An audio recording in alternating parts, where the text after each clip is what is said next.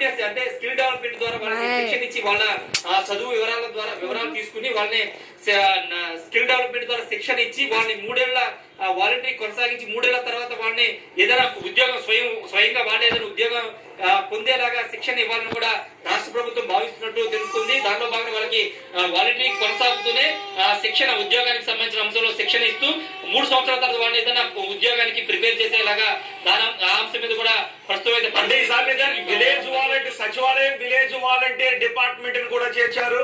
బాలవీరాంజనేయ స్వామి దానికి మినిస్టర్ గా కూడా ఉన్నారు. అంటే ఒక పూర్తి స్ట్రీమ్లైన్ చేయాలనే ఆలోచన ముందు నుంచే ఉంది. సో ఇప్పుడు పూర్తి కసరత్తు చేస్తున్నారు అనుకోవచ్చా? శాలరీస్ పెంచే విషయం దగ్గర నుంచి అర్హతలు పెట్టే విషయం వరకు చాలా మార్పు వచ్చే అవకాశం ఉంటుందా? ఖచ్చితంగా అటు వాలంటీర్ వ్యవస్థతో పాటు ఇటు సచివాలయ వ్యవస్థను కూడా ఏ విధంగా ఉపయోగించుకోవాలి దానిపైన ఇంకా కసరత్తు చేస్తున్నాం. ఎందుకంటే మన పెన్షన్ పంపిణీ వ్యవహారంలో సచివాలయ ఉద్యోగులు చాలా క్రియాశీలకంగా పనిచేశారు.